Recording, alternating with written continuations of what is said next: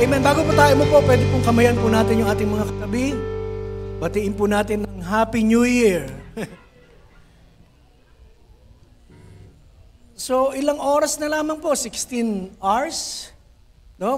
Maghihiwalay na po yung taong 2023, 2024. And hallelujah. God has been so good unto us. Amen. So, welcome po sa gawain po ng Panginoon ngayon pong umaga. Happy New Year po. Pwede pong kalabitin o tingnan po natin at kawayan natin yung ating mga katabi. At batiin po natin sila ng Happy New Year. Hallelujah. So, ubos na po ba yung mga ham?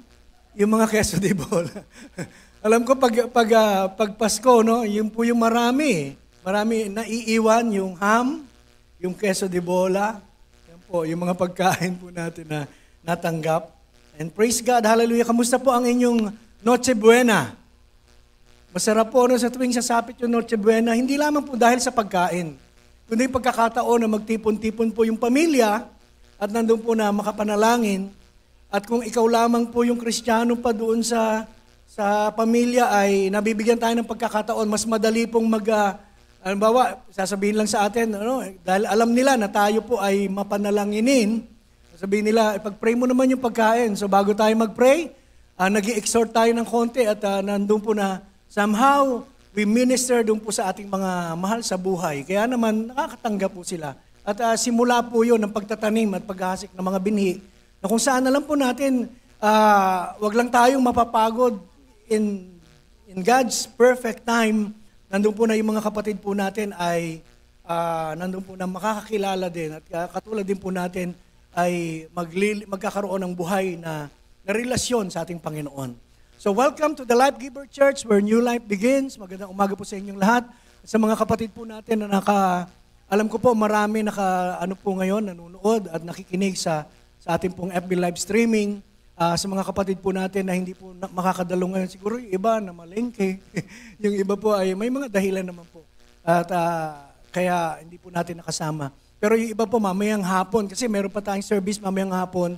Kaya nung nakaraan, katulad po nung ating pong candlelight, di ba? Medyo hindi tayo puno nung umaga, pero nung gabi, puno po tayo. Yung pala, doon po nagkaroon ng time.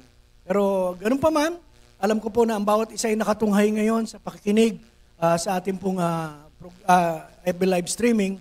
At sa mga kapatid po natin sa iba't ibang panig po ng Pilipinas, magandang umaga at pinagpalang umaga po sa bawat isa sa ating lahat.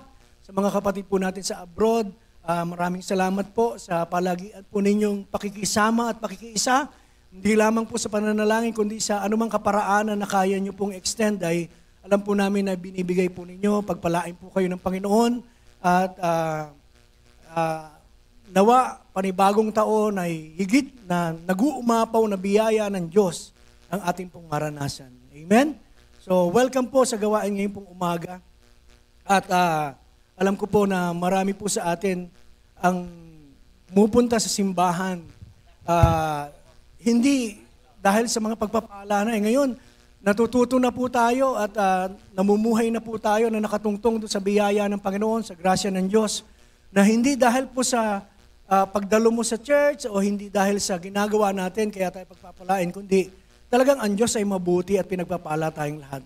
Pero mas mainam na makasama po namin kayo sa isang fellowship na ganito po, yung face-to-face. No? At namimiss na po namin din yung iba. But praise God. Salamat po. Salamat po. Praise the Lord. Praise God. Hallelujah. So, salamat po. Salamat po, Pastor Will. Salamat. Salamat sa Panginoon. At nasaan na po ba ako? Yun po, yung pong pagsasama-sama po natin. So yung fellowship po natin. And it is our prayer. And sa panibagong taon, marami po tayong mga gagawin at pinagagawa ng Diyos na alam po natin kasama ang Panginoon sa mga lahat ng plano pong ito at ang ministry po ay magtatagumpay. Amen? Hallelujah. So, I know that we are all ready to hear the words of the Lord. Magandang umaga po muli. Bishop, magandang umaga po. At sa lahat po ng ating mga kapastoran, Pastor Lito, Pastor Jason, Pastor Ann, Naning Ann. Ayaw nila. Baka may magsabi sa akin, wag matawagin ng ganun siya. Naning Ann po kasi ang tawag na naning, ninang. So, yun po. Si Pastora Sitas, o minsan Mama Sitas. Gandang umaga po sa lahat po ng mga pastor. Pastor Hill, Pastor Noel, Pastora Baby, sa mga kamanggagawa po natin sa ministeryo pong ito. Magandang umaga po sa ating lahat. Amen. Hallelujah. So, mamaya po ay Thanksgiving po natin. So, yun po yung time na kung saan tayo po talagay nandun po na ilalaan natin sa pagpupurit pananambahan sa Panginoon at nakatuon po ang mensahe dun sa pasasalamat sa buong taon na ginawa po ng Panginoon. Although, ang mensahe ngayon pong umaga ay ganun din naman po ang tema, siyempre. Nandun po na. But ang ngayong umaga, ang nilalagay po sa akin ng Panginoon is just to reflect dun sa mga bagay na ginawa ng Panginoon. At pwede rin naman natin gamitin sa panibagong taon na kung saan papasok po ngayon sa buhay po ng bawat isa sa atin. So, the title of our message this morning is God of All My Days. God of All My Days. So, siya ang Diyos sa lahat ng araw ng buhay po natin. So, parang sinasabi rin sa madaling salita, siya ang Diyos sa buhay natin, wala nang iba. No, walang ibang sasama sa atin, walang ibang magpapala sa atin, walang ibang magbibigay ng mabubuting bagay sa atin, kundi ang Panginoon lamang. At sa bawat araw ng buhay po natin, siya yung Diyos na hindi magbabago, sasama sa atin. No? At sa ating pong journey sa buhay pong ito. So, He is the God of all my days. God of all my days. So, let us open our Bible to the book of Psalms 23. Psalms 23. Pero alam naman po natin yung Psalms 23, kaya nating i-recite lahat. But siguro po, bigyan po natin ng diin yung sa Psalms 23 verse 6. Pero magandang basahin po yung buo, no? So basahin ko na po yung buo, lalo na sa Tagalog. Sabi po, si Yahweh ang aking pastol, hindi ako magkukulang. Ako'y pinahihimlay sa mainam na pastulan at inaakay niya ako sa tahimik na batisan. Binibigyan niya ako niyong bagong kalakasan at sangayon sa pangako na kanyang binitiwan. Sa matuwid na landasi, doon ako inaakay. Sa verse 4, kahit na ang daang iyo'y tumatahak sa karimlan, hindi ako matatakot pagkat ika'y kaagapay. Ang tungkod mo at pamalo ang gabay ko at sanggalang. Verse 5, sa harapan ng lingkod mo, ikaw ay may handang dulang. Ito'y iyong ginagawang nakikita ng kaaway. Nalulugod ka sa akin, na ulo ko ay langisan, at pati na ang saro ko ay iyong pinaaapaw. Sa verse 6, sabi po, tunay na ang pag-ibig mo at ang iyong kabutihan, sa saakit tataglayin habang ako'y nabubuhay. Doon ako sa templo mo lalagi at mananahan. So purihin ang Panginoon sa pagkabasa ng kanyang salita. Sa Amplified version, sa Classic AMPC po, sabi po rito sa English, surely or only goodness, mercy, and unfailing love shall follow me all the days of my life. Sabi po, surely or only, parang surely ang basa ko surely or only goodness, mercy, and unfailing love shall follow me all the days of my life, and through the length of my days, the house of the Lord and His presence shall be my dwelling place. Alam niyo po, dito ako natutuwa, dito po sa TPT, sa the Passion Translation. Sabi po dito, basahin din po natin. At ito, sapat na po na pagbulayan po natin at uwian na po tayo. Sabi po, so why would I fear the future? So why would I fear the future? Bakit ako matatakot sa kinabukasan kung ano ang dala at hatid nito sa akin? Only goodness and tender love pursue me all the days of my life. Hallelujah. Then afterward, when my life is through, I'll return to your glorious presence to be forever with you. Analyze po natin, may talo ba tayo doon sa binasa natin? Meron bang disadvantage para sa atin? O lahat ng yun, nung binasa natin, blessings o pagpapala sa bawat isa? Amen? Sabi po, so why would I fear the future? Bakit ako matatakot sa kinabukasan? O sa anumang hatid nito? Sapagkat only goodness, kabutihan, at yung pag-ibig ng Diyos, sabi po, yung ang hahabol sa akin, o ang magsusurround sa akin, magpapalibot sa akin, all the days of my life. So goodness and mercy, goodness and tender love of the Lord, sabi po, will follow all the days of our lives. So yung mga pangyayari sa buhay po natin na hindi po magaganda, mas marami po yung mga bagay, lagi po natin naririnig na tinuturo. Mas marami yung mga bagay na mabubuti na nagaganap sa buhay natin kaysa doon sa mga hindi mabuting araw, no, na nagdadaan sa atin. And sabi po, then afterward, so habang nabubuhay ka dito, saan ka man pumaroon, hindi po tayo tatantanan ng biyaya ng Panginoon. Amen? At pagkatapos ng buhay na ito, dito po sa sanlibutan, sabi po, I'll return to your glorious presence to be forever with you. Pagkatapos ng buhay dito, meron na naman panibagong buhay sa piling ng Panginoon kung saan mas maluwalhati, mas glorious. So, this verse is a beautiful and comforting verse that speaks of God's abundant goodness and unfailing love. No, yung Psalms 23, basahin po natin yon, mararamdaman mo, no, yung pag-ibig ng Diyos, yung masaganang pagpapala niya sa bawat isa, yung pag-ibig niya na hindi nagmamaliw kailan paman. And throughout the Psalms, David the author ay, sabi po, nilalarawan niya ng malinaw na malinaw sa bawat isa sa atin kung paano tayo pinangangalagaan ng Diyos. God's care and provision as a loving shepherd.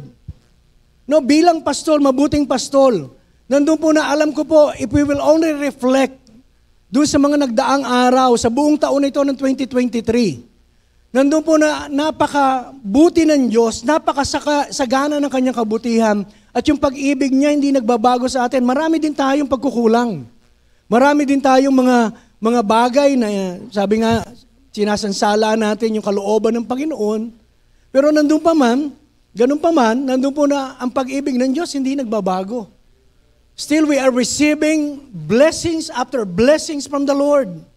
Ganun siya kabuti. Kaya walang dahilan para hindi tayo magpasalamat. Walang dahilan para hindi tayo magpatuloy sa buhay natin ito sapagkat nakikita po natin yung kanyang pagsama sa bawat isa sa atin. And he describes the Lord, that the Lord our God leads us, guides us, and protects us in every aspect of life. No, kapag magbubulayan po natin yung Psalms 23 verse 6 lang, nandun po na yung lahat ng mga talata, ng mga verses pong ito sa Psalms 23, sabi po, he describes the Lord, ang Diyos na siyang nangunguna sa bawat isa sa atin. Hindi po tayo makakarating ngayon at hindi tayo makakatawid sa panibagong taon kung hindi tayo pinangunahan ng Diyos. Amen? May mga bagay na dumating sa atin, hindi man inalaw ng Lord, dumaan, pero ganun pa man, sa kung ano man ang kinaharap po natin, hindi kailanman pinabayaan tayo ng Panginoon. Amen? And we can sing, I'm still standing, but by the grace of God. Amen? Nakatayo pa rin tayo. No, dumaan tayo doon sa mga pagsubok, medyo may panahon ng pagkadapa, may panahon na kung saan umiiyak po tayo, may panahon na tayo po nalulungkot, pero kailanman hindi tayo pinabayaan ng Panginoon. That's why we are here. Nandun po na, tatawid na naman tayo sa panibagong taon. So, He is the God who leads us, who guides us. Maraming pagkakataon sa ating sariling mga desisyon, maraming pagkakamali, maraming mintis, no, maraming sablay na mga desisyon tayong ginawa. Pero ganun pa man, kahit na ikaw nananangan ka sa sarili mo, ang Diyos, nandun po na hindi tayo pinabayaan, hindi sinabing sinaktan tayo, pinarusahan tayo. Siyempre, minsan, choice natin. Sabi ng Panginoon, diretso lang, kumanan ka, kumaliwa ka. Tayo po ang may gawa nung pero hindi ang Panginoon. Never na nagparusa siya sapagkat ang manggagaling lamang sa ating Diyos na buhay ay pag-ibig at mabubuting bagay. Amen? Hallelujah. So He leads us, He guides us, and He protects us. No, maraming pagkakataon na tayo po ay, yung bang we are in danger, nandun po na maraming mga aksidente, di ba? O mga bagay na yung pagkakasakit po natin, pero hindi tayo pinabayaan ng Panginoon. That's why David expresses his confidence and assurance in God's continuous presence and provision. Nawa, ganun din yung puso natin. Si David, nandun po na yung kanyang kumpiyansa, yung kanyang pagtitiwala nasa Panginoon eh. At nakakasiguro siya na, sabi ba, even though I walk in the valley of the shadow of death, saan man ako pumaroon? Kahit sa lugar na kung saan parang delikado na, may mga pagkakataon, circumstances sa buhay na malalagay tayo sa alanganin. Pero yung kumpiyansa, yung pagtitiwala ni David nasa Panginoon sapagkat nandun po yung patuloy na pag-iingat at patuloy na pagpuprovide ng lahat ng kanyang pangangailangan. Sabi natin, saan tayo, madalas, kahit po yung mga nanay o mga magulang, saan kaya tayo kukuha ng ganito? Pero minsan tayo po, napapahiya na lang tayo eh. Kapag naiisip natin na, nagtatanong tayo, paano kaya mangyayari to? Paano kaya mangyayari itong pinapangarap namin? Paano kaya makapagtatapos ng pag-aaral? O paano kami tatawid sa bawat araw? Saan kami kukuha ng pagkain? But God provides. Amen? At sobra-sobra pa. Hallelujah. Minsan sa mga hindi mo inaasahang pagkakataon, parang nagdududa ka na, nagdadalawang isip ka na, doon ipakikita ng Panginoon na napaka makapangyarihan niya at wala siyang iniisip kundi kabutihan lang ng bawat isa sa atin. Because He provides at yung presensya niya sumasama lang lagi sa atin. Hindi tayo iniiwan. So, yung pong sinabi po dito na, surely or only goodness, mercy, and unfailing love shall follow me. Yung word follow can also be translated as pursue, yung bang hinahabol tayo, pursue or chase after.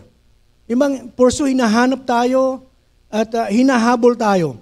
So yan po yung sinasabi dito, surely or only goodness, mercy, and unfailing love shall follow me.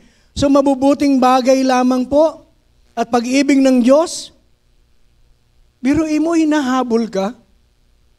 No, pinupursu tayo. Naalala niyo po ba nung tayo ay nagpupursu? Di ba yung pursuing also means, sabi nga, yung parang isa panliligaw, ganun po di ba? Pag nanliligaw ka, lahat gagawin mo eh. No, kapag nagmamahal ka, gagawin mo lahat. No, pag nanliligaw pa lang, pagkatapos ng manligaw, hindi na sinagot na, di ba? Minsan nagbabago. Sa tao yun.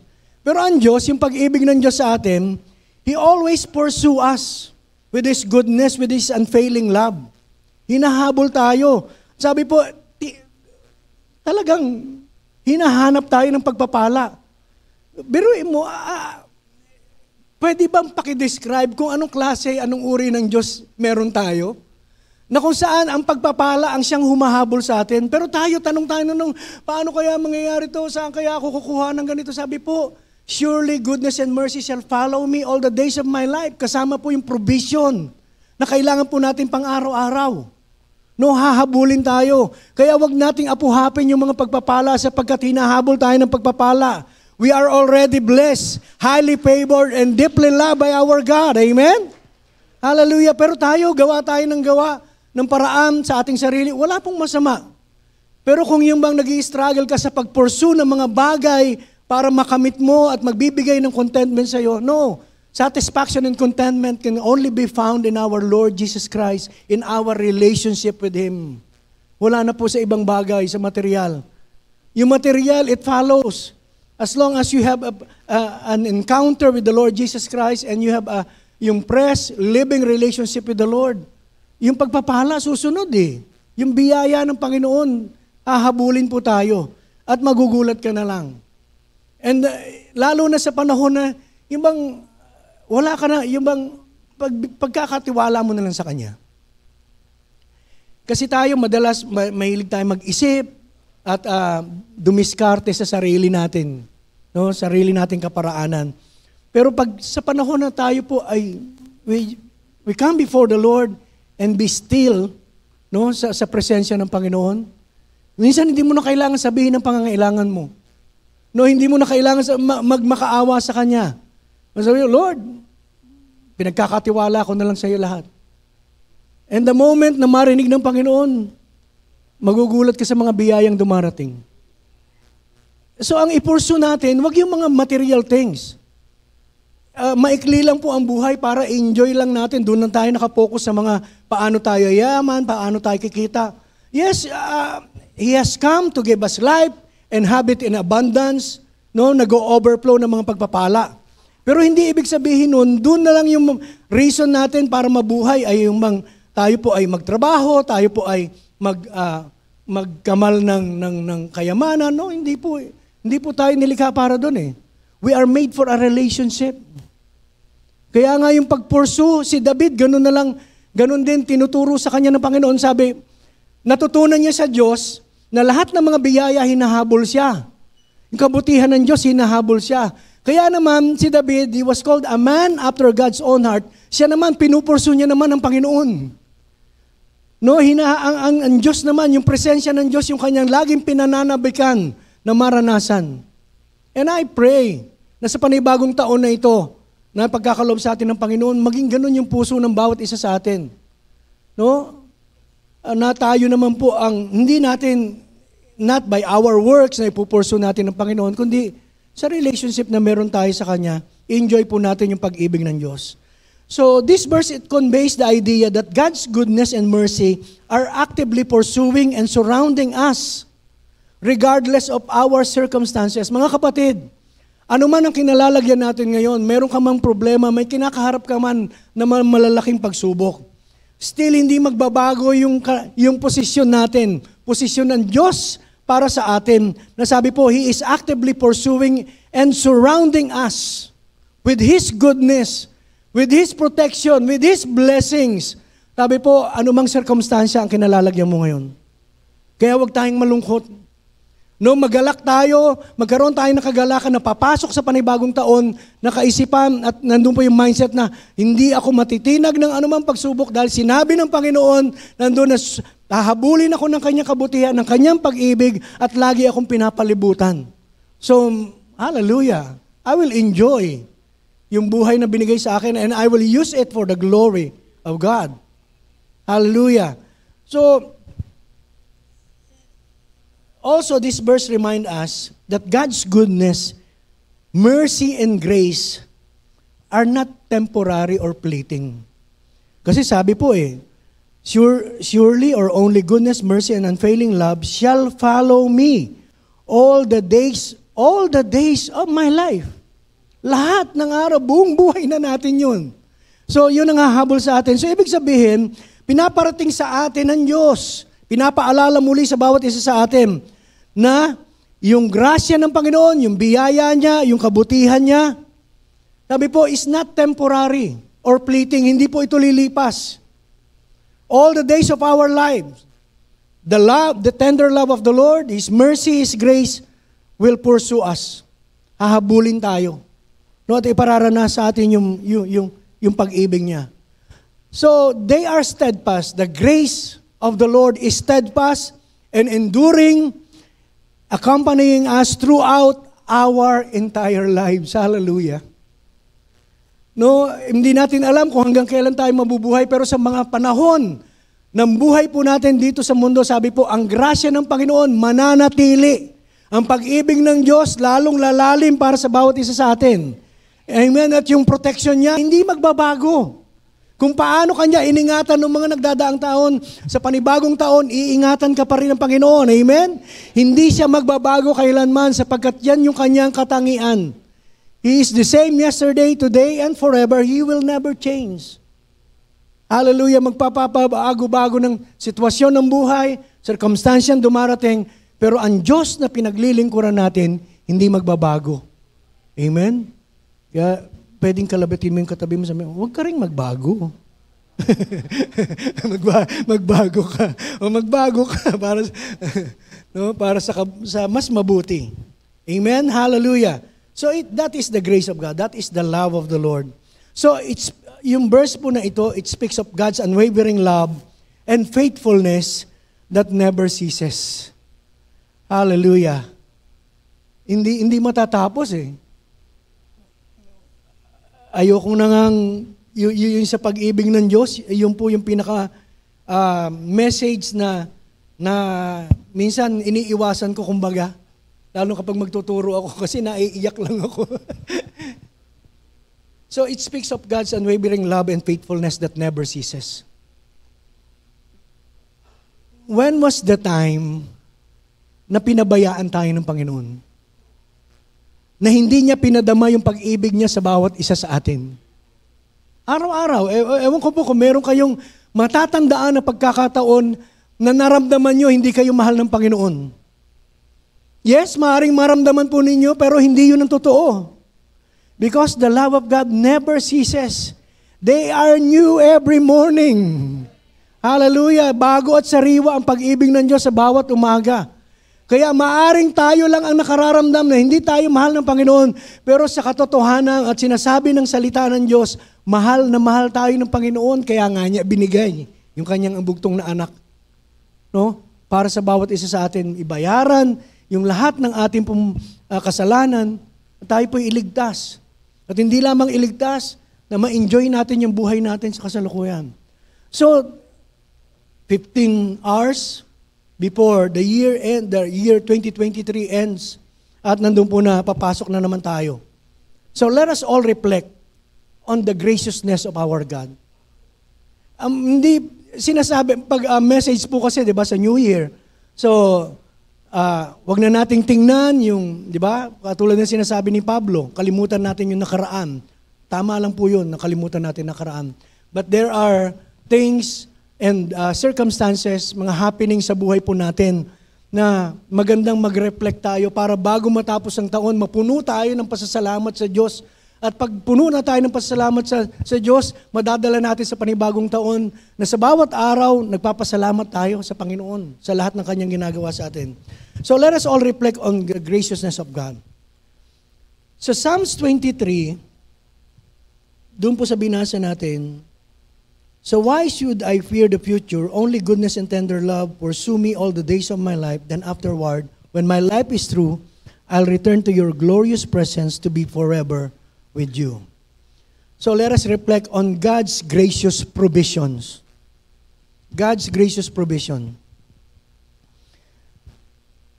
Sa bawat araw ng buhay po natin, there is that abundant blessing na ibinibigay ng Panginoon. Masaganang pagpapala. Kasi sa atin, paano ba natin dinidescribe yung masaganang pagpapala? Gusto natin yung sobra-sobra. No, halimbawa, pagkain mo, yung instead na isa lang ulam, yung marami, yun ang abundant. Hindi naman po doon nasusukat lang yun eh. Hindi din nasusukat yung sinasabi nating abundant life, yung araw-araw, marami kang pera. Maganda yun. No? Maganda yun na marami tayong pera araw-araw. Lalo na kung tama ang ating puso at alam natin kung paano gamitin yung mga pagpapalang meron tayo, lalo na yung pera. No? Para maging daluyan tayo ng pagpapala sa iba. Pero let us just reflect on God's gracious provisions, the abundant blessings in our daily life. At pag sinabi pong abundant blessings in our daily life, sa pang-araw-araw, so nandun po yung mga, meron tayong pangangailangan. So unang-una po doon yung physical needs po natin. Yung physical needs, yung food, shelter, or clothing. Nakadamit naman kayong lahat. No, ibig sabihin, pinoprovide ng Panginoon yung pati pananamit natin. At yung ating pong tahanan, amen, saan man, anumang sarili man natin yan, nangungupahan tayo, maliit man yan, sabihin natin, ako, hindi nga maganda yung bahay namin, at least meron tayong bubong na nasisilungan, amen? Hallelujah, meron tayong tahanan na uuwian na kung saan, kahit na hindi po tayo yung bang sobra-sobrang pinagpala sa material na bagay at hindi tayo pinagpala ng isang magandang bahay, pero meron tayong magandang pamilya. At hindi rin perpektong pamilya, mga may pagkukulang, may mga kahinaan, pero nandun po na sa panahon ng mga problema at pagsubok, nagkakaisa. At yung bang sa maliliit na bagay, natututong i-appreciate. And we are doing yung bang part sa isang pamilya. Sapat na po yun. No? So yung physical needs, yung clothing, yung food, yung shelter, no? Pinagkaloob ng Panginoon yan. Kaya kung medyo magpapasalamat ka, pasalamatan mo, Panginoon Lord, hindi man maganda yung bahay namin, pero at least yung iba, nandun na nakahiga sa ibang walang inuuwian. No? O sa kalsada, nasa lansangan po sila, iba sa kariton. Pero tayo, meron tayong inuuwian na tahanan.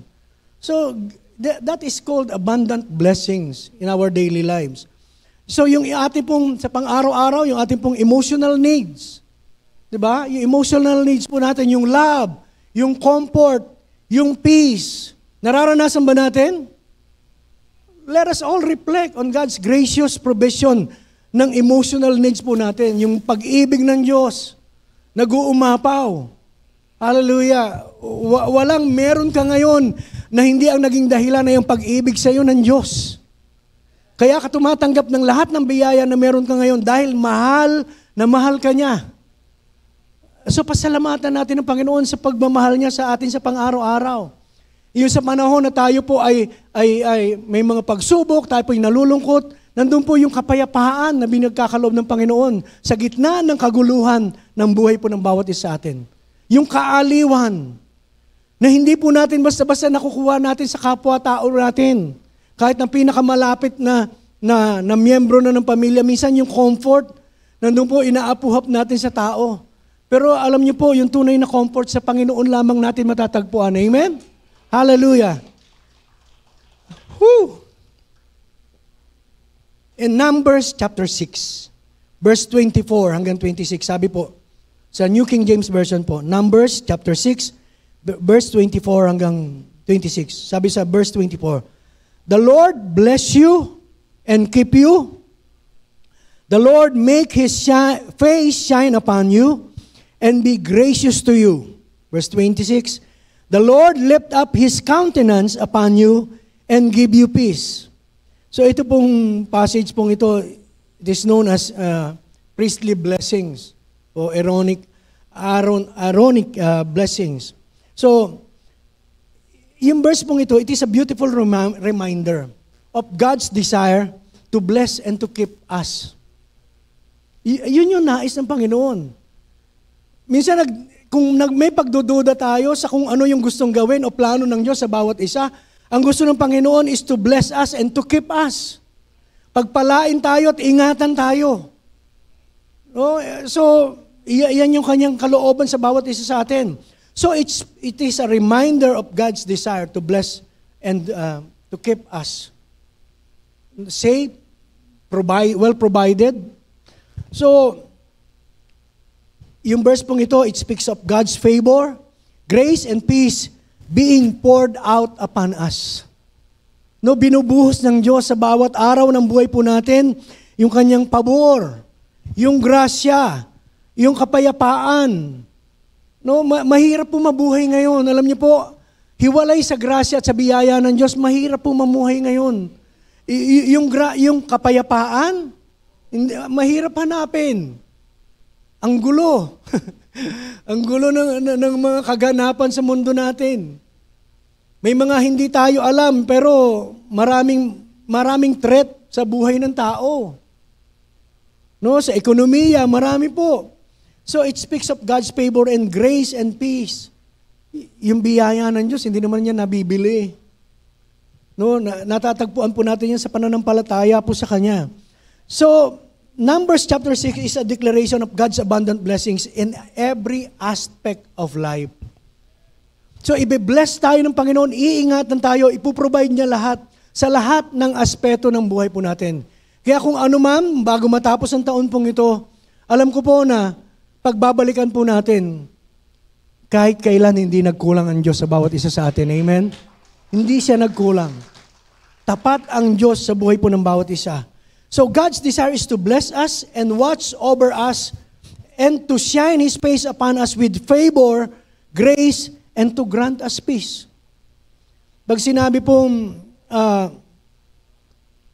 napakasarap lang isipin na yun yung uri, yan yung karakter, yan yung katangian ng ating Diyos na meron po tayo. So it is comforting and encouraging reminder that God blesses us and yung blessings po niya are not just limited to specific moments or occasions but are available to us daily. Yung pagpapala ng Diyos, yung grasya ng Diyos, hindi lang sa pagkakataon na may pangangailangan ka. Hindi lang sa panahon na mumroblema ka. No, hindi lang sa panahon na kung saan gulong-gulo yung kaisipan mo, hindi po doon gumagana lang grasya ng Panginoon. Kundi sa lahat ng aspeto ng buhay mo at sa bawat araw. Hindi lang dahil sa narinig natin yung mensahe ngayon, ngayon lang tayo makakaranas. No, sa bawat araw ng buhay po natin.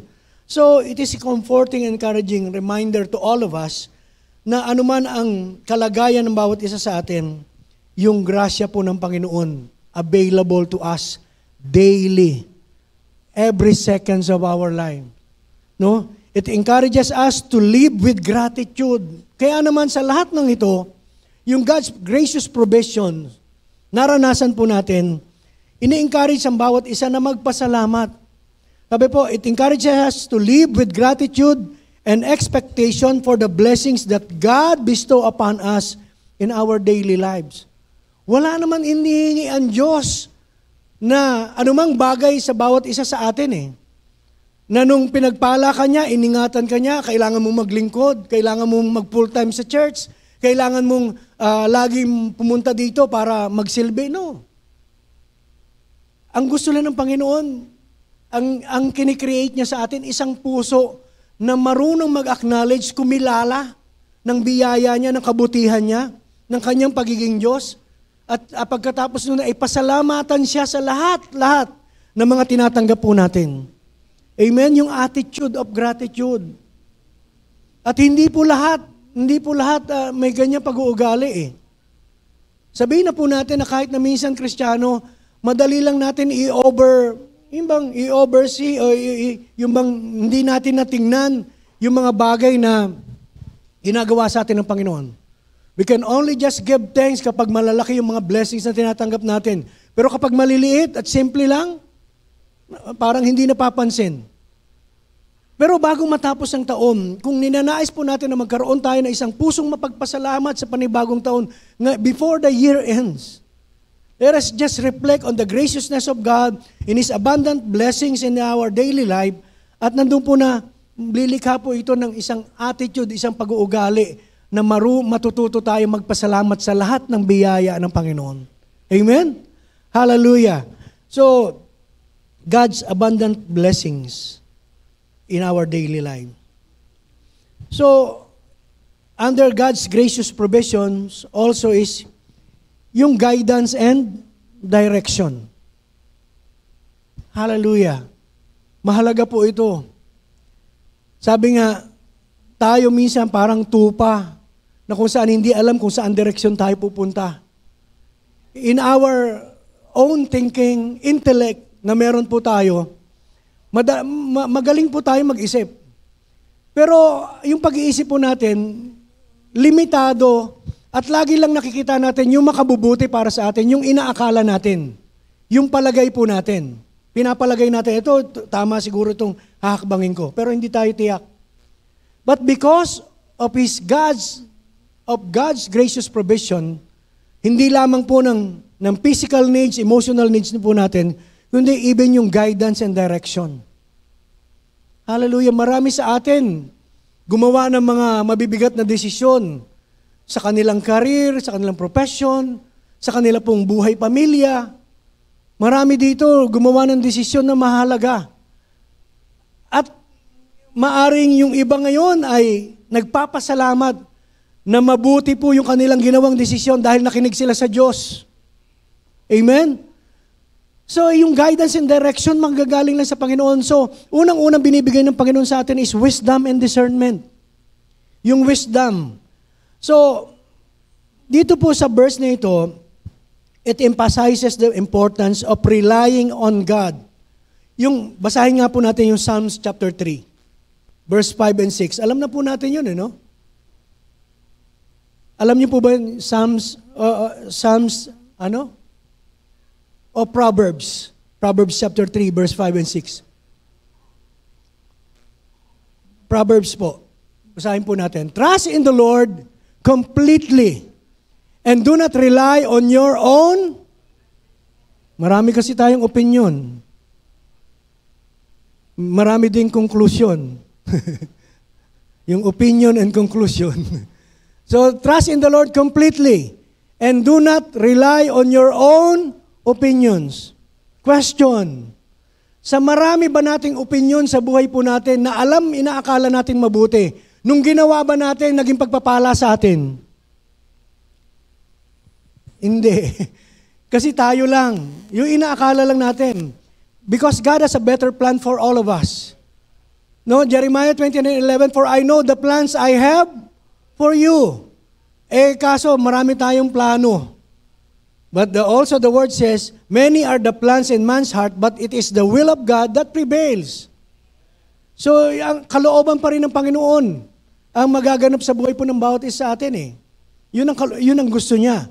Pero marami tayong desisyon na ginagawa. So with all your heart, rely on Him to guide you. And He will lead you in every decision you make. So pag pinagkatiwala daw po natin completely, wala tayong ititirang pagdududa sa ating mga sarili at yung bang hayaan natin ng Panginoon. Pagkatiwala natin sa Kanya, may plano tayo. Lord, nilalatag ko po itong mga plano ko sa panibagong taon na ito o dito sa circumstansya pong ito. Sabi po, huwag tayong manangan sa ating pong mga sariling opinion. So, sa buong puso po, ipagkatiwala natin sa Kanya na tayo po igagabayan niya. Sabi po, and He will lead us in every decision we make. Hallelujah. And I know that all of us, nandun po na-overcome natin yung maraming pagkakataon po na yun, na marami tayong pinagdesisyonan. But still, nandito pa rin po tayo. Ibig sabihin, nagtagumpay tayo. Amen? Hallelujah. Medyo may sumablay ng konti, pero bumalik pa rin tayo dahil mas pinakinggan po natin yung kalooban ng Panginoon. Minsan, alam mo naman ang tao, gagawa ng desisyon, at pag nagkamali, buti naman inaamin. Tayo po, tinuruan na po tayo na kapag nagkamali tayo, Lord, nagkamali po talaga ako. Pero this time, Lord, pagkakatiwala ko na sa iyo, okay lang po yun. Kahit na ilang beses po tayo minsan magkamali. No? Wag lang po nating sasadyain. No, na tayo po ay talagang lumalakad na doon sa kamalian. Hindi po kalooban yun ng Panginoon. Pero yung nagkamali tayo minsan, babalik tayo sa Panginoon. He will guide us. He will lead us in every decisions we make. So, by trusting in the Lord and seeking His wisdom, we are acknowledging that His ways are higher than our ways. Kapag hiningi mo, kung ano yung gustong sabihin sa'yo ng Diyos, yung kanyang kaparaan, yung kanyang kalooban, yun daw po ay katumbas ng pagtanggap na kinikilala natin na ang Diyos mas mataas yung kaisipan kaysa sa atin. At yung kaparaanan niya ay mas mainam kaysa sa kaparaanan natin. Dahil alam na natin yan eh. Alam ko po, lahat tayo naka-experience ng ganyan. Na pinangunahan natin ng Panginoon, hindi naging maganda kinalabasan. Pero the moment that you acknowledge the Lord, our God, na kaya niyang mag-guide sa atin at siya lamang yung pagmumulan ng mabuting pagpapayo at yung counsel na hinihingi po natin, nandun po na itatama tayo. No, na ibabalik tayo sa tamang landasin at nandun po na nararanasan natin ngayon yung bunga ng ating pagtitiwala sa Kanya at bunga ng grasya ng Panginoon sa buhay po ng bawat isa. So, pag tayo po, ang Diyos ang hinayaan po natin na manguna sa atin, nandun po na sinasabi natin, na kinikilala natin na Lord, mas matalino ka, mas mataas yung kaparaanan mo, at yung kaisipan mo, kaya sa iyo ako magtitiwala. So, come what may, basta lahat, pinagkatiwala ko na sa iyo. And with that attitude, alam niyo po, nandun po na ang Panginoon nalulugod sa bawat isa sa atin. So, hindi lamang po guidance and direction, hindi lamang po wisdom and discernment, kundi yung protection from harm.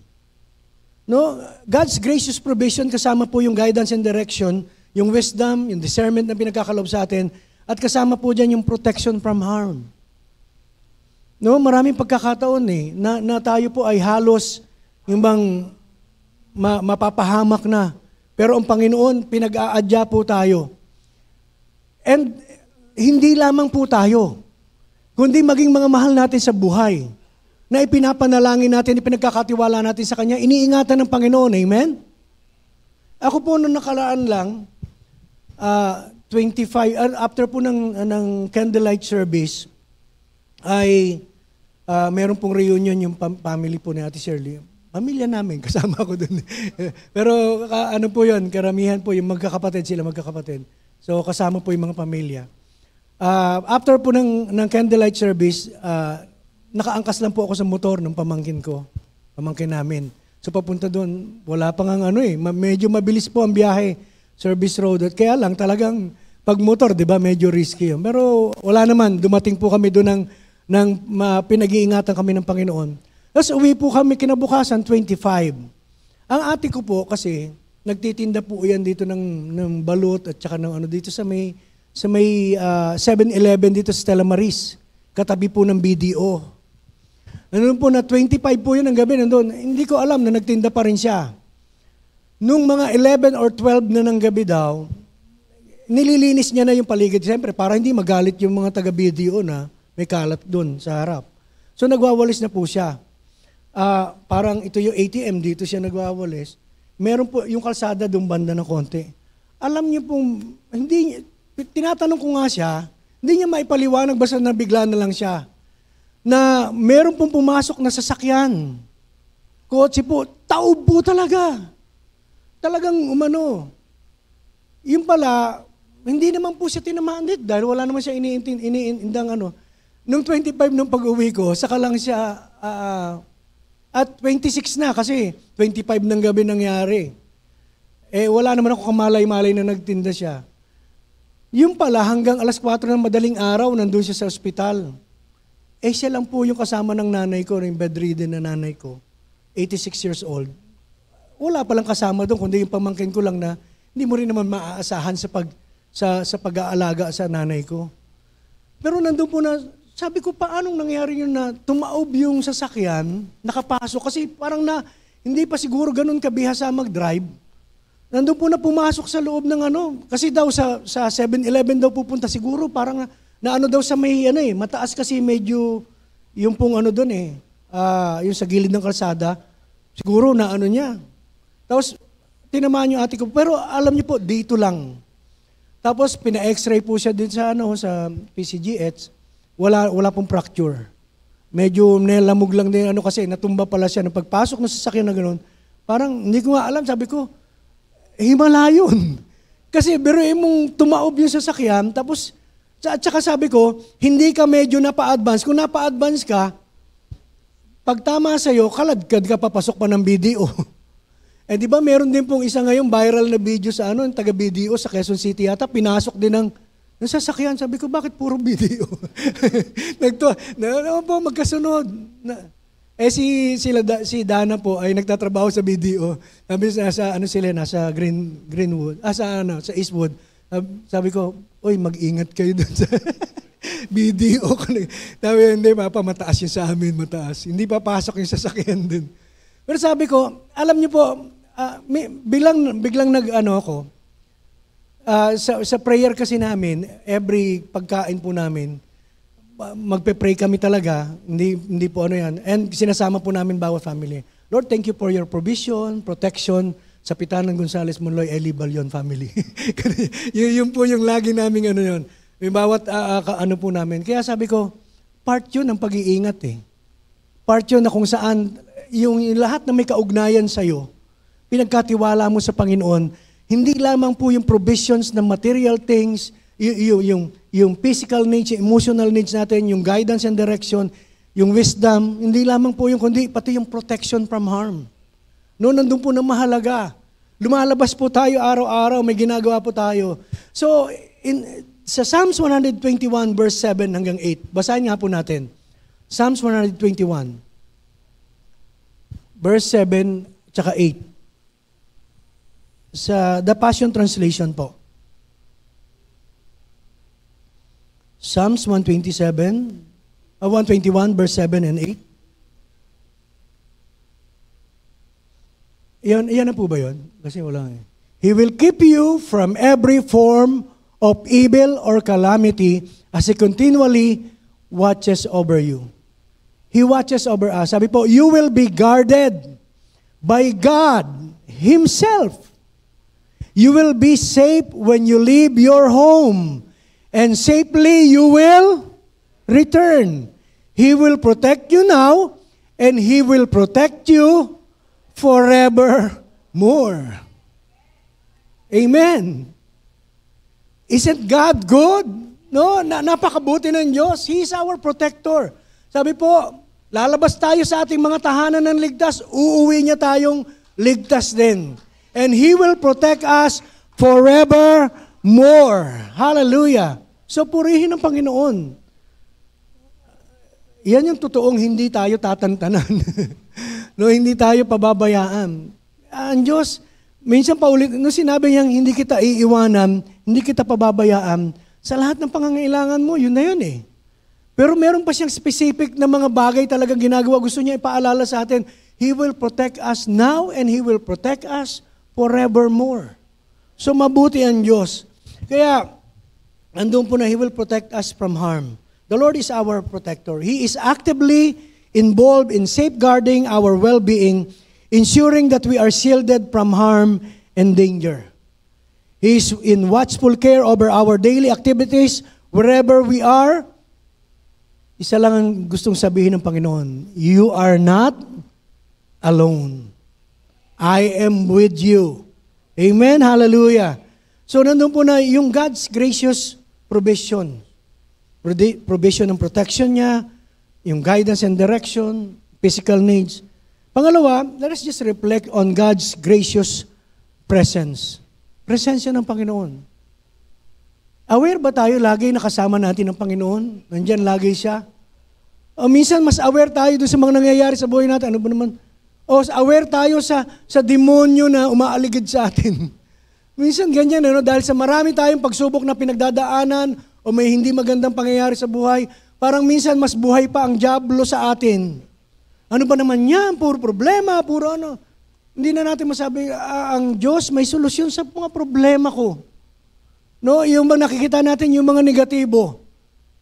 Pero ang Panginoon po, let us just reflect on God's gracious presence. Pag sinabing kasama natin ng Panginoon, nandun po yung constant companionship from Him. Pag sinabing constant, ano po yung constant? Palagian. No, palagiang pakikisama sa atin at pagsama ng Panginoon. So, presente lagi ang Diyos. Sa anumang kalagayan natin sa buhay, kasama natin siya, totoo siya sa kanyang salita. So, God's presence in times of joy. Kapag tayo po ay masaya, nagagalak po tayo, kasama po natin ang presensya ng Diyos. Amen? Hallelujah. So, sabi po sa Psalm 16 verse 11, you will show me the path of life. In your presence is fullness of joy. At your right hand are pleasures forevermore. So it highlights the connection between God's presence and the experience of joy. So without the presence of God, we cannot experience true joy. Walang tunay na kagalakan, hiwalay sa presensya ng Panginoon. Kaya yung pagkilala sa presensya ng Diyos na lagi natin siyang kasama, nagbibigay sa atin ng kagalakan. Not partial joy, but fullness of joy. Amen. Kuya Marlon, punong-puno ng joy. Kasi ang wife po niya, si Ate Joy. So, in this verse, it highlights po yung connection between God's presence and the experience of joy. It acknowledges that in the presence of God, there is not just yung bang joy na kung saan paimbabaw, partial lang, but fullness of joy. So we have to recognize that true and lasting joy is found in God alone. Hindi na po sa iba. Hindi po sa mga material na bagay, hindi po sa pera, hindi po sa tao. Kundi yung true joy can only be found in God alone. It is not dependent on circumstances.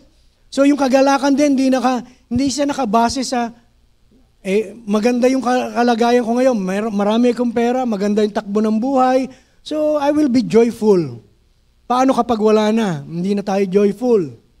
No, being in the presence of God and sa atin, na sumasama sa atin, ay sapat po yung para magkaroon tayo ng kagalakan.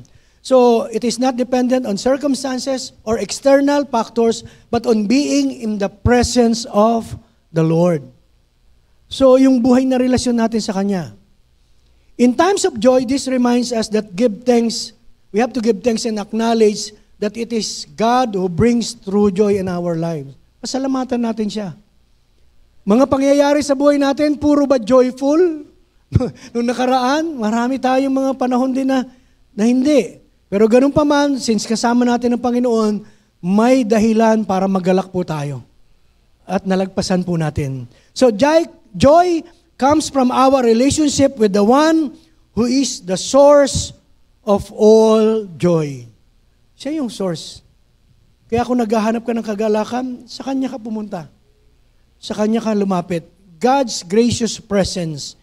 And God's presence is present sa buhay po ng bawat isa sa atin, hindi lamang sa panahon na tayo po may kagalakan. God's presence in times of sorrow. Sa Psalms 34 verse 18.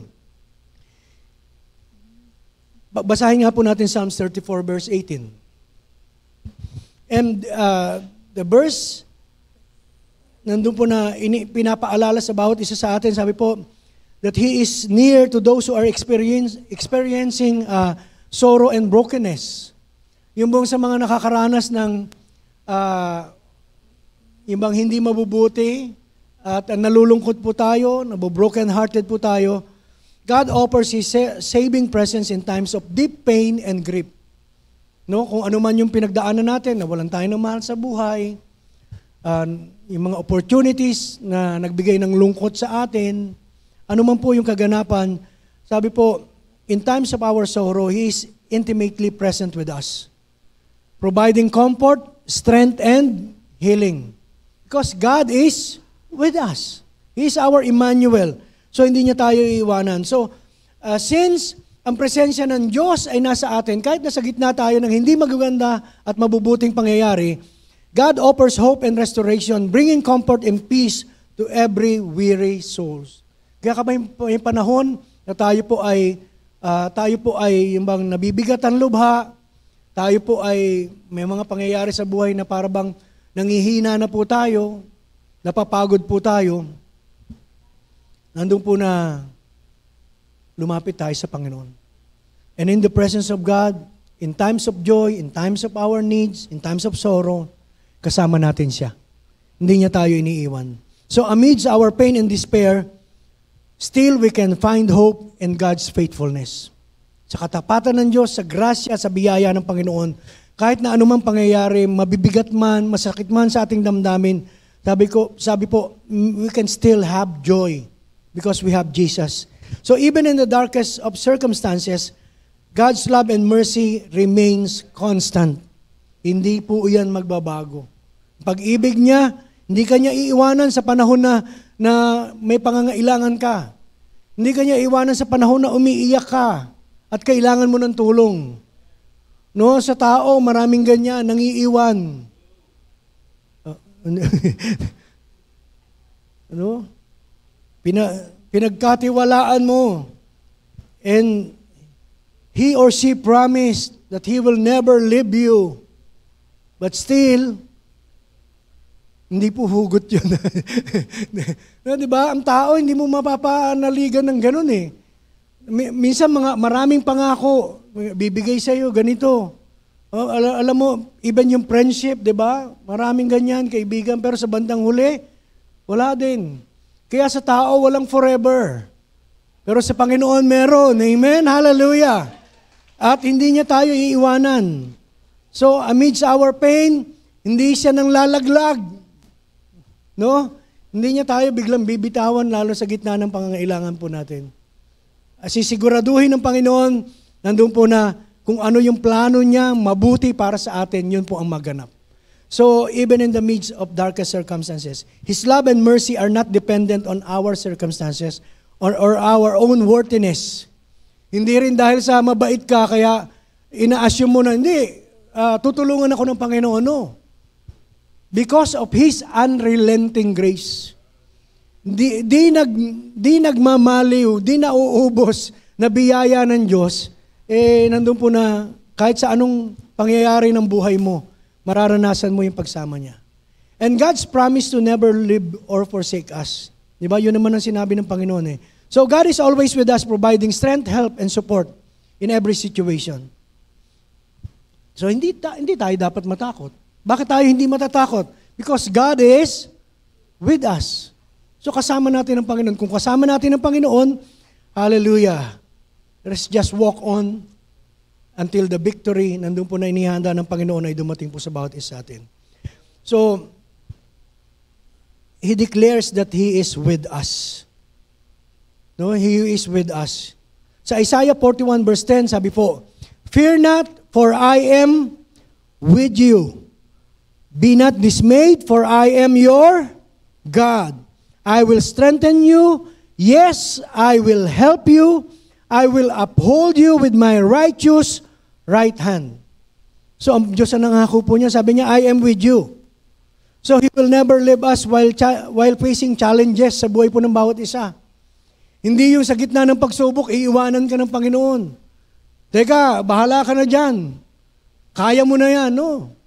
Kasamahan po tayo ng Panginoon. So, He will help us navigate through our life's trials. Sa mga pagsubok na pinagdadaanan natin, siya yung magiging mangunguna sa atin, magdadala sa atin sa pagtatagumpay. So God will uphold us with His righteous right hand. Ibig sabihin, yung right hand po ng Panginoon, righteous right hand, it symbolizes His power, authority, and protection.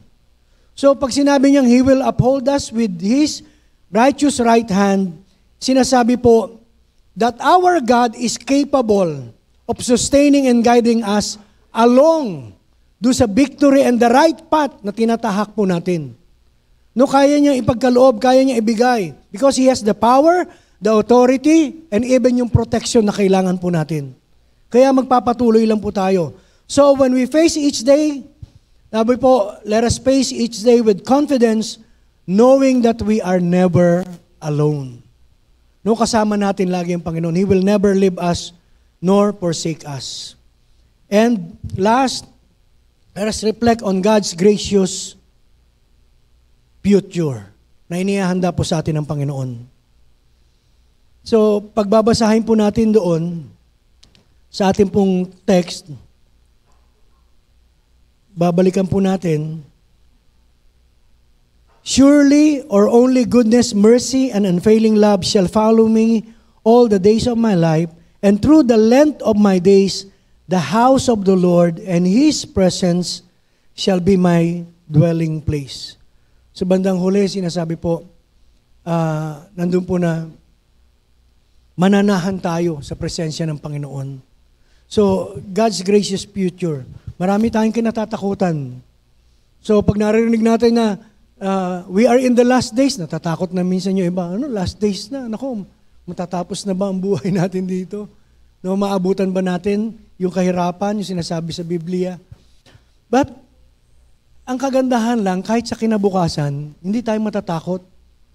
Because, we have eternal life with God. No, eternal life. Pag sabi po, sa araw-araw ng buhay natin dito sa mundo, sasamahan niya tayo. At pagkatapos ng buhay na ito, sabi po, so why would I fear the future? For your goodness and love pursue me all the days of my life. Habang nabubuhay tayo, kabutihan niya, pag-ibig niya, hahabol sa atin. Then afterward, kung panahon na tayo po uuwi na sa Panginoon, babalik na sa kanyang piling, sabi po, then afterward, when my life is through, I'll return to your glorious presence to be forever with you. Hallelujah! So walang talo sa mga Kristiyano, sa mga nagtitiwala sa Diyos, sa namumuhay ayon sa kanyang grasya. So, it speaks of the eternal relationship we have with God, both in this life and in the life to come. No, kasama pa rin natin ang Panginoon. Kaya, hallelujah, sa finals, tayo din magkakasama. Sana makasama namin kayo. At sa pagharap sa Panginoon, sapagkat siya naman ang makakapiling natin. Amen? Kaya wala tayong dapat ikatakot. No, wala tayong dapat ikatakot. But human as we are, sabi nga, meron tayong emosyon, nauunawaan po natin na pumapasok. Pero balik po tayo. Let us reflect on God's graciousness. No? Pati yung future po natin. It reminds us that our ultimate destination is to be in the presence of God for eternity. Hallelujah. Walang ibang destinasyon tayo kundi sa piling po ng Panginoon. Amen? Sa piling ng Panginoon. At sa piling ng Panginoon, hallelujah. Dati paborito ko po yun, kantahin. I can't wait to get to heaven. Kasi nung bago po ako nag-praise leader, yun yung mga kantang na panahon na yun na, and the same time, yun yung it speaks to me. Dati kasi takot po ako talaga na kasi alam mo naman masama ginagawa mo, alam mong maikli lang ang buhay mo dahil nagbibisyo ka. Kaya parang hindi mo tinitingnan yung buhay mo na tatagal. Kaya noon, nung na-born again ka, meron ka ng assurance of salvation, alam mo na yung grasya, alam mo na yung pag-ibig ng Diyos, naiingatan ka niya. At pagkatapos ng buhay na ito, sa Kanya ka pa rin babalik. Ang kanta, I can't wait to see my Father face to face. Yung kanta na yun I can't wait to get to heaven. I can't wait to be with Him forever. I can't wait to see my Father face to face. Pero dati hindi ko makanta yun. At hindi ko mapanghawakan na Lord, gusto ko na makita. Pero, hallelujah, hindi ko po sinasabing ngayon. No, marami pa tayong gagawin. Pero, sabi nga, saan man tayo dalhin ng buhay po na ito, ang destinasyon pa rin po natin sa presensya ng Panginoon, sa yakap ng Diyos. Amen. At biyaya niya sa buhay ng bawat isa sa atin. Kaya magpatuloy lang po tayo. Let us reflect on His grace bago matapos ang taon. And let us just give Him thanks. Amen? So palakpakan po natin ang Panginoon. Amen. Thank you, Lord. So yun po yung mensahe ng Panginoon ngayong umaga. Reflect that He is the God of all our days. He is the God of all our days.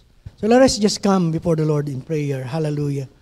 Lord, maraming salamat po, Panginoon, sa salita mo, Panginoon, ngayong umaga na amin pong napakinggan. Lord, magdala po ito sa bawat isa po sa amin na kung saan mapuno kami, Panginoon, mapuspos ng pasasalamat ang aming pong mga puso. Sapagkat ilang oras na lang, Panginoon, panahon, hintayin po namin matatapos na naman ang taon ng 2023. And we will be facing 2024. We do not know what lies ahead. Hindi po namin alam. Pero alam po namin, Panginoon, na sa loob ng buong taon na ito ng 2023, You have been so faithful unto us. You have been so good. You've been our protector. You've been our provider, O God. Na alam po namin, Panginoon, anuman ang aming kaharapin sa mga susunod na panahon, ganon din po, Panginoon, ang gagawin mo at higit pa, Panginoon, sa aming pong inaasahan. Kaya, Panginoon, salamat po sa buhay na pinagkaloob niyo sa bawat isa po sa amin. Salamat po, Panginoon, sa kabutihan mo, O Diyos, sa bawat isa, na alam po namin, Panginoon, hindi nagbabago, hindi nagkukulang. Panginoon, patuloy po, O Diyos, na dumadagdag sa bawat araw, Panginoon, ang biyaya mo, Panginoon, sa amin. Maraming salamat po. Minsan pa, sa iyo po namin, Panginoon, tinatalaga ang aming pong mga buhay, ang aming pong mga buong sambahayan. And as we celebrate, Lord God, mamayang hapon yung Thanksgiving, Lord God, mabuksan lalo ang aming pong mga puso. Ngayon pa lamang maihanda ang puso ng bawat isa. Panginoon, sa pasasalamat at pagkilala, Panginoon, ng lahat ng bagay na aming pong tinatangkilik ay nagmumula sa iyo. Maraming salamat po sa iyo po namin. Ibinabalik ang pinakamataas na papuri, pasasalamat at pagsamba sa dakilang pangalan ng aming Panginoong Hesus. Ang lahat po ay magsabi ng Amen and Amen. Salamat.